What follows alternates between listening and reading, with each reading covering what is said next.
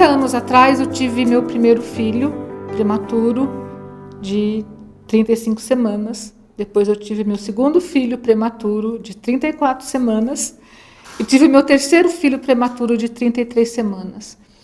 Isso há 25 anos era um tabu, porque criança prematura há 25 anos era muito difícil de sobreviver.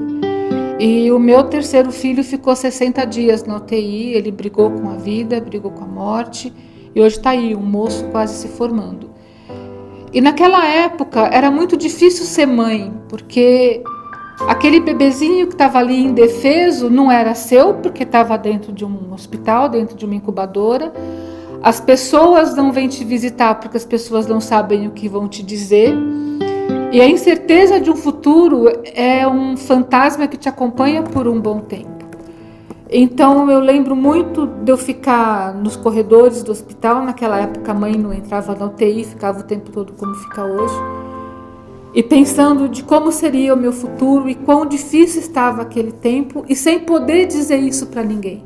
Era muito difícil você ficar sentada sem poder contar para ninguém as coisas pelas quais você estava passando, com a impressão de que as pessoas iam achar que você estava fazendo drama. Afinal de contas, meu filho estava no hospital, no melhor hospital da América Latina, com os melhores médicos, com o melhor cuidado. Eu estava reclamando do quê? Né? E eu saí de lá achando que eu tinha que fazer alguma coisa pelas mães de UTI, eu não sabia o que fazer. Depois eu fui trabalhar numa instituição e a filha da presidente teve uma bebê que nasceu com síndrome de Down. Não foi com uma prematuridade, ela nasceu com uma questão muito maior do que um bebê prematuro. E foi muito estranho, porque veio para cima de mim aquela tempestade que eu tinha vivido 20 anos atrás, eu não sabia explicar o que estava se passando. E todo mundo falando no bebê daquela mãe, e o bebê, e o médico do bebê, e a fisioterapeuta do bebê, e quem vai atender o bebê. E ninguém mencionava o nome da mãe, e ninguém mencionava o nome do pai. Eu lembrei que também ninguém perguntou de mim, do que eu precisava, do que eu queria 25 anos atrás. E a primeira pergunta que eu fiz depois que todo mundo contou que a bebê nasceu com síndrome de Down foi: tá, e a mãe da bebê? Quem está conversando com a mãe dela? Quem está atendendo essa mãe? Quem está vendo o que ela precisa? Porque tem horas na vida da gente que não é fácil ser mãe. E foi aí que 5 anos atrás nasceu um projeto de acolhimento. Então, eu fui estudar sobre a síndrome de Down, eu fui estudar sobre as questões de maternidade ser ou não instintivo, se a gente nasce sendo mãe e quando o filho nasce a gente já sabe o que fazer. E descobri que como eu pensava não é instintivo, é uma coisa que você constrói, é um amor construído. E como que eu vou amar um filho que eu não queria? Porque a gente tem que ser muito honesto nessa hora. Eu não queria um bebê com deficiência, eu não queria um bebê com síndrome de Down, eu não planejei um bebê com paralisia cerebral, não planejei um bebê com uma cardiopatia. A gente não planeja esses percursos da vida da gente. E na hora que a vida interrompe e muda o curso, a gente precisa sentar, se ouvir, ter alguém que nos ouça. Então, o nosso trabalho principal é: vamos ouvir essa mãe. Vamos ouvir essas dores que são legítimas que ela está sentindo e vamos validar essas dores.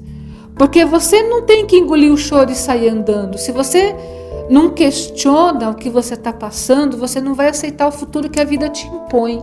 E eu lembro da primeira mãe que eu atendi, era véspera de Natal, a nenê já tinha quase 6 meses com síndrome de Down, e ela falou para mim, ela falou: Deus me traiu, Deus enfiou uma faca de churrasco nas minhas costas, e essa não é a vida que eu queria.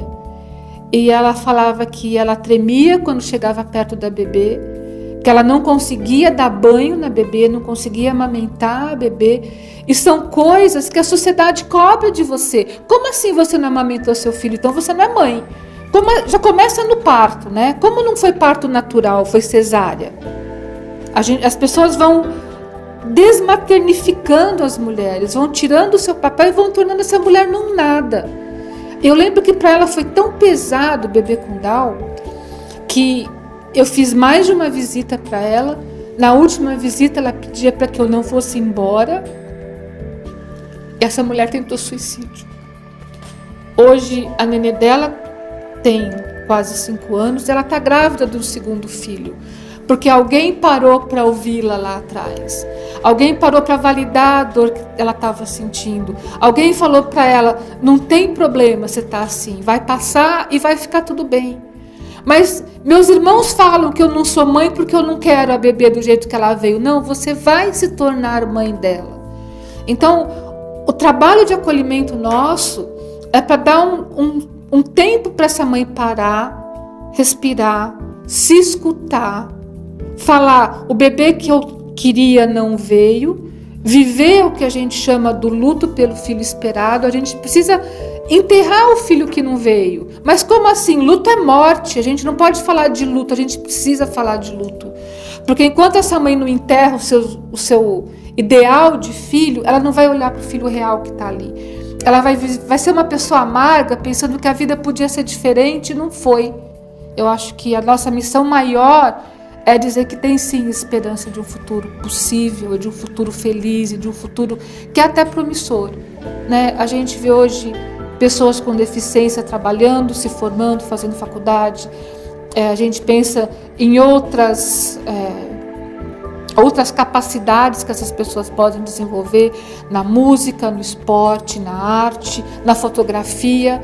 Então, eu preciso sair da caixa comum e começar a frequentar outras caixas. E quando a gente acolhe, a gente oferece outras caixinhas para essas mães olharem, sem aquela caixa que a gente ainda tem hoje engessada da escola comum, da vida comum, da faculdade comum, do futuro que é comum. Então a gente pode pensar que o nosso futuro pode ser muito diferente dos futuros comuns, e esses futuros vão ser muito felizes.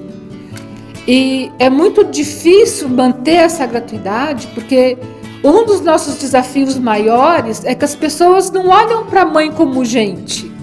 Mãe é mãe. Então, se eu falar, olha, eu estou fazendo uma campanha para ajudar crianças, eu tenho pessoas que vão me ajudar com isso. Se eu falar, estou fazendo uma campanha para ajudar velhinhos, para ajudar animais de estimação ou bichos de rua, as pessoas falam, não, vamos ajudar, vamos ajudar. Quando eu falo, eu trabalho para ajudar mães, como assim mãe? Engole o choro e toca a vida. Maior de idade, vacinada, quer ajudar. Como assim ouvir? Filho nasce, você ama. O trabalho que você faz é insano, não tem razão de ser. Eu acho que a hora que a gente conseguir que as pessoas percebam que mãe precisa de outras mães, elas vão olhar para o nosso projeto com outro olhar, de uma outra maneira. E percebendo essa questão de vulnerabilidade, a gente criou um projeto que chama Mães que Criam. Então a gente está capacitando essas mães a empreenderem e a gerarem renda através do artesanato. Porque imagina você sem emprego, com uma criança com deficiência, tendo que viver com um salário mínimo por mês. E às vezes tendo outros filhos também. Nosso sonho é sair da minha sala de jantar, que hoje a minha sede é na nossa sala de jantar, e ter um lugar onde a gente possa atender essas mães, ajudando na questão do trabalho manual, continuando sendo um atendimento gratuito, que alguém cuide dessas crianças para que elas possam aprender o ofício que a gente está ensinando para elas. Então, que eu tenha 5 máquinas de costura, que elas não têm como ter isso na casa delas, mas que a gente as ensine a costurar e que elas possam ter 3 horas por semana que elas vão lá trabalhar em paz, em tranquilidade, sabendo que alguém está cuidando daquela criança para ela. E eu acredito que se a gente puser no coração da mãe de uma criança com deficiente possibilidades de alegria e de felicidade, ela vai encontrar isso no caminhar dela.